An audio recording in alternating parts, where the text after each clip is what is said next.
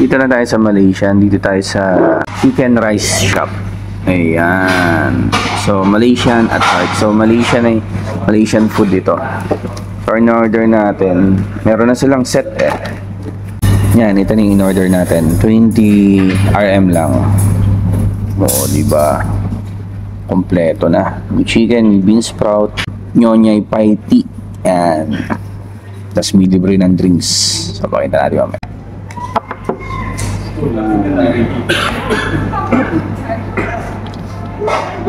Dessert.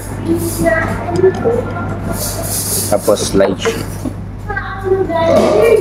So, ayan yung order natin. Wow, marami to chicken. Tapos may ganito, teen starters nila. Tapos soup, bean sprouts. Yan. Ito may Subway dito.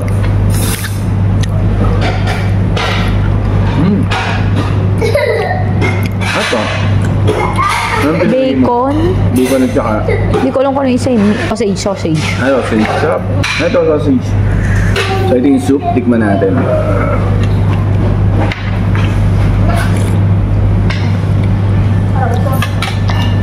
Nasa Malaysia. So, ito yung Noknyon tea. Yan.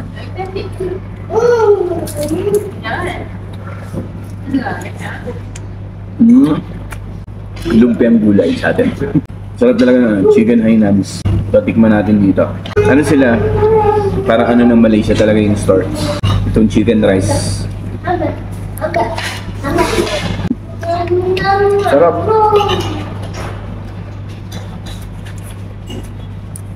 Iba yung lasa niya Singapore. Yung chicken Hainanese nila. Si bean sprouts, ang lalaki. Lalaki ng toge. Sarap. So yun, syempre pag nandito ka, ibang pagkain naman titikman mo, ano. Sarap, chicken rice dito sa Malaysia. Nilagyan ko nitong chili nila. Sarap. Hindi ko lang kung tawag dito. Yung sa chicken Hainanese natin, oh. Sarap niyan. Itong isa parang luya eh. Ayoko i-try. The next day, yan. So, dito ulit tayo sa the chicken rice shop. So, ito naman, in-order ko, noodles. So, tapos, roasted yung chicken. Ano natin. Ang galing talaga nila magpalambot ng mga chicken. Grabe. Yung noodles.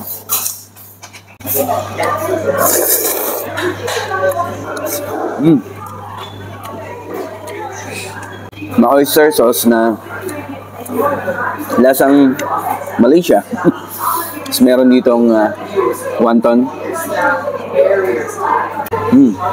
Okay ba yung lasa din? Hindi siya Chinese.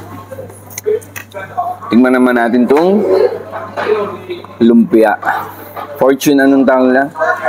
Iba yung tawag nila eh.